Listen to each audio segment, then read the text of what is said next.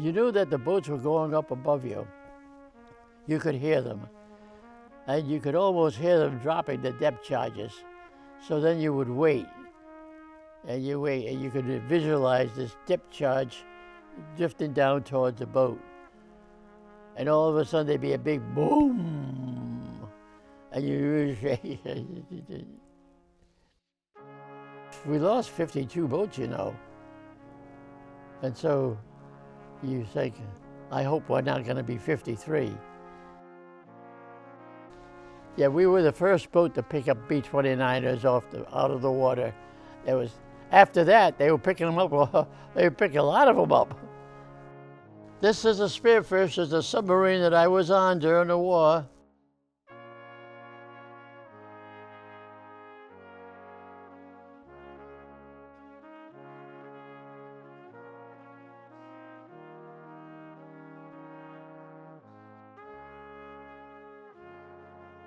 Hello there, my name is Tony Failer, and I'm having this interview, I guess, because I served aboard a submarine during the war.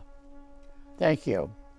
I was listening to the radio one night, and all of a sudden, the president come on, said, we interrupt this program, unfortunately, that we've been raided by Japan, has raided Pearl Harbor. And right now at that time, we didn't really know what was going on. Stay tuned for further notice. Yep.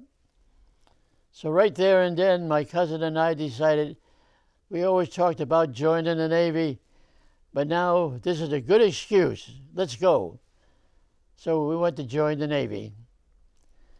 And when we got up to the station where you could join the Navy, there must have been 20 or 30 guys around there, all trying to join the Navy.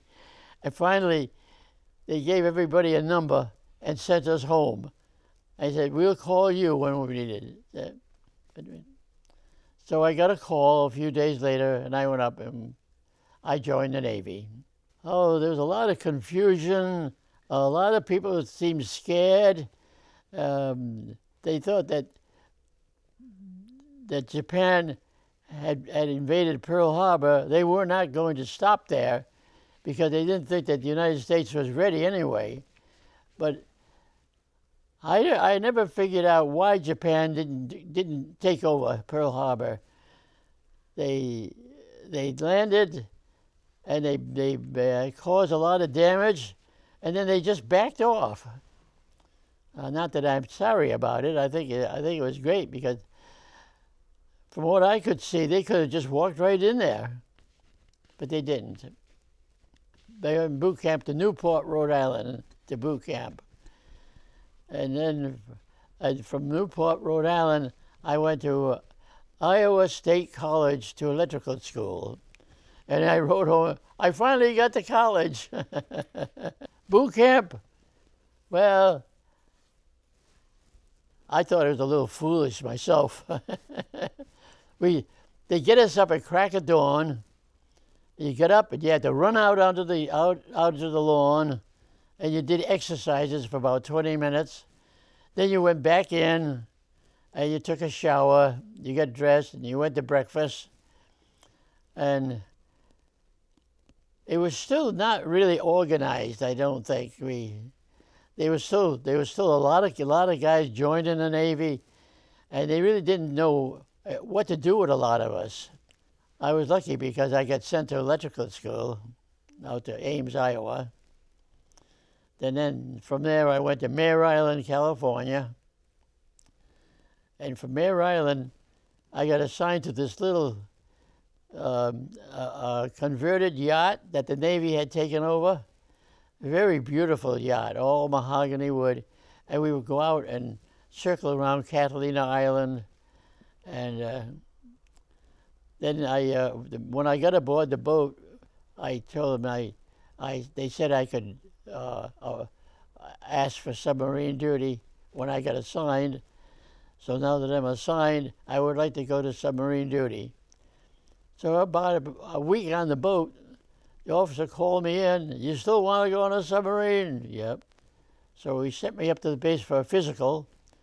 I went in for a physical. The guy, boop, boop on my chest, boop, boop on my back. You're all set. It wasn't very much of a physical. I went all the way back to Connecticut by train to go to submarine school. Oh, I guess I had read the story by Jules Verne. You know that 20,000 Leagues Under the Sea? And I read that, and I became very interested in the submarines. So I thought I'd like to go on a submarine someday, and I did. After New London, I got out to California, to Mare Island, and from Mare Island, I got on a ship, and went out to Midway Island. We stopped at Pearl Harbor for a little bit, but then we went out to Midway. And Midway was a lot of fun because we get up in the morning and go to chow, and then we muster. And after they call off your name, make sure you didn't leave the island. I don't know how they thought we were going to leave the island, but we couldn't. So then we go over on the other side of the island, and we strip down and go in for a nice swim, come out and lay down in the sand and warm. It was a nice leisurely time. And then finally, in the morning, my name was called off, and I was to go get my bag and report to the Spearfish. The Spearfish had come in from Pearl Harbor and was on its way out to the war zone. So I went aboard the Spearfish. I was an electrician's mate, and I stood my watches in what they call a maneuvering room. The maneuvering room was between two engine rooms, and when you sat there, you would get a message on the board from the officers up on deck. They wanted you to go faster or slower, then you would change the speed. And then when you dove, if you dove, and sometimes you dove without knowing you were going to dive, you very quickly had to take the handles off.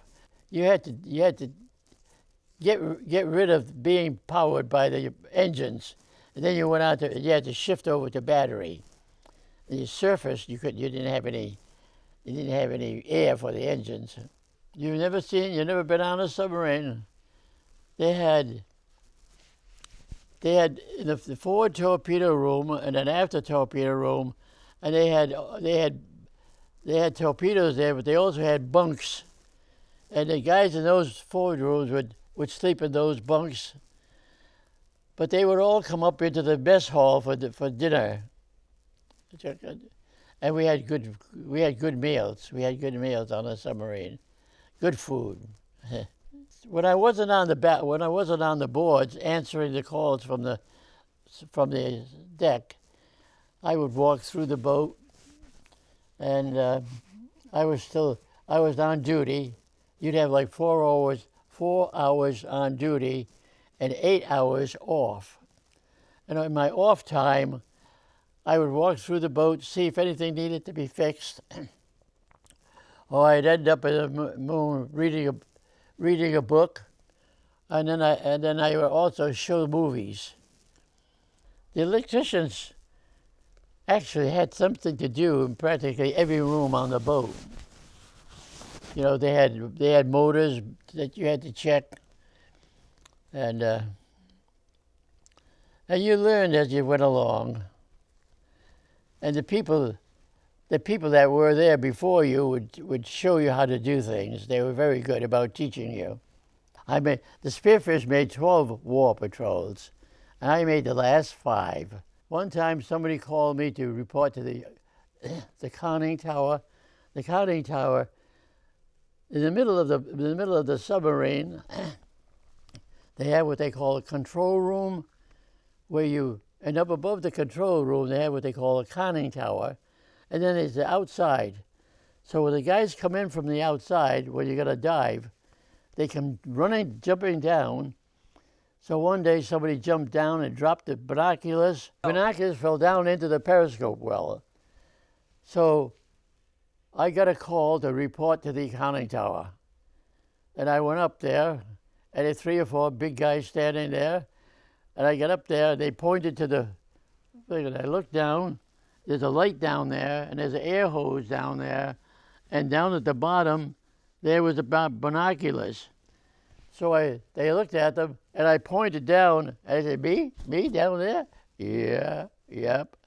So they laid me down, and they wrapped a blanket around my legs and they tied a rope onto my legs, and I went down head first into the periscope well.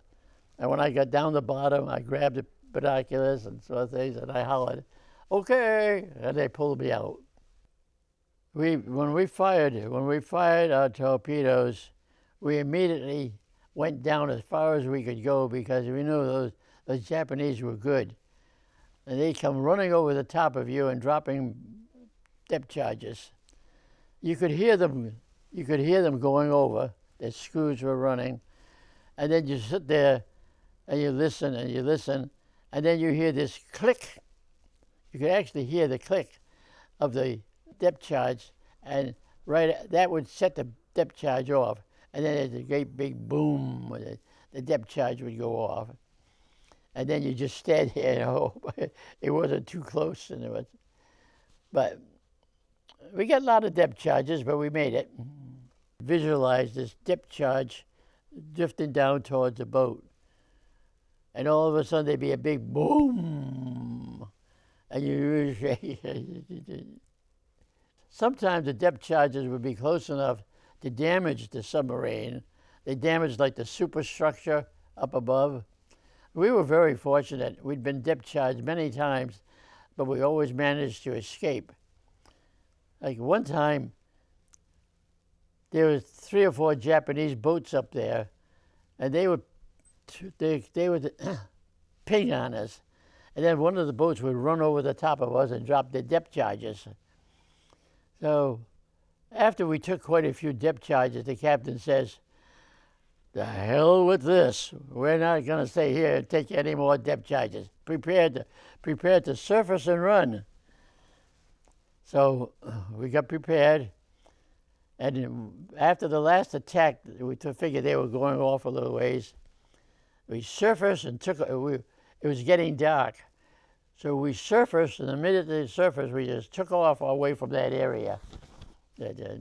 What is the atmosphere like in the submarine?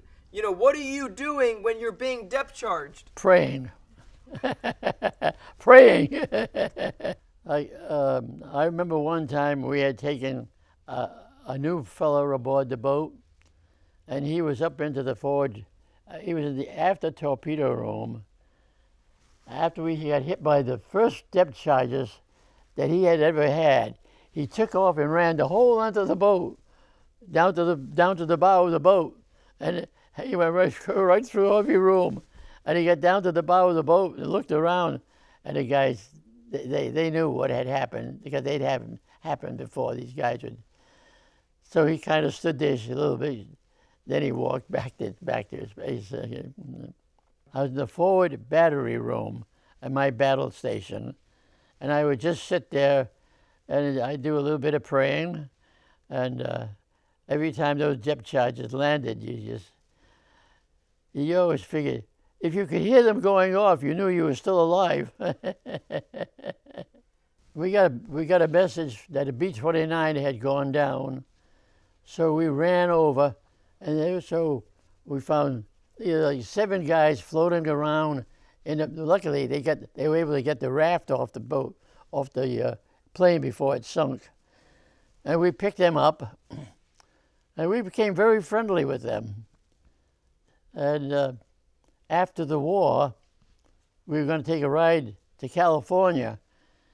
And I said to Betty, "Oh, we're going to go through this state. That's where so-and-so lived. Oh, that's where so-and-so lived. Oh, that's where so-and-so lived." So before we left for California, I got on the phone and contacted all these guys. So we stopped at several different states across the country and stayed with them for a few days. Usually we went after the big ships, and they always had a bunch of escorts. So we fired our torpedoes. They left a wake. The wake, you could see the wake going right to the ship. And the escorts immediately ran down. If they saw the torpedoes coming from a certain area, they knew that the boat had just fired them. So the escorts would immediately take off and start dropping depth charges. So when we fired those torpedoes, we always went down as far as we could, much further. We had a typhoon over Japan, and so we just went down. First thing you know, whoo, we're back up. So we went down a little bit further. Whoo, we started going up. So we usually we would go down maybe 30, 40, 50 feet. Now we're down about 60, 70 feet before you get below before you get below the surface of the surface water going up. They would just pick the boat right up. When you saw the target, everything would become very quiet, and they would call battle stations.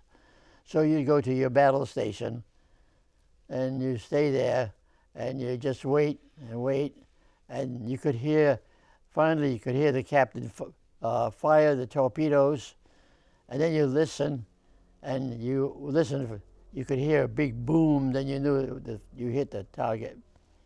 Yeah. But at the same time, those Japanese, they had the ships protecting them. The minute you fired those torpedoes, they knew it, and they come dashing right after you. So the minute you fired your torpedoes, you took off on a different angle, took off, because you knew those boats would be right there looking for you. Motor rooms were noisy. When they're running the engines were very noisy. But when we were below the surface, it was very quiet, because all we were doing was running on batteries.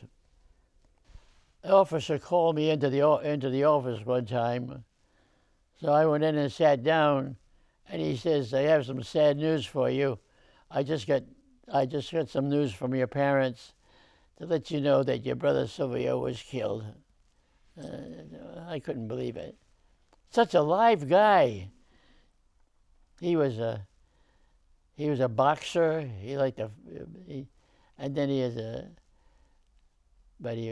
When he came home, he baked 5 or 6 pies. He was on the aircraft carrier Wasp, and unfortunately, a kamikaze crash landed on the boat and right into my brother and some other people, and they were killed. He was bigger than I am. He's much bigger. And he was very heavy, very broad, and he was a boxer. He would box in the Navy, but he was a baker. He would bake. He was a baker. When he came home, he baked, I think, 5 or 6 pies one day. If he had survived the war, what do you think he would have done with the rest of his life?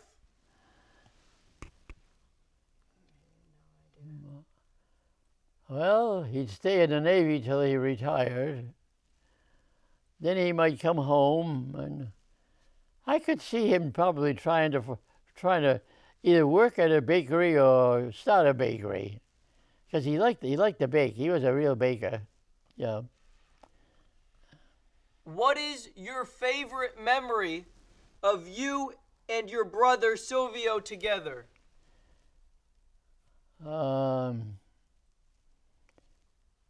I think being in the kitchen with him one time and watching him bake pies, slicing the things and all, and talking away.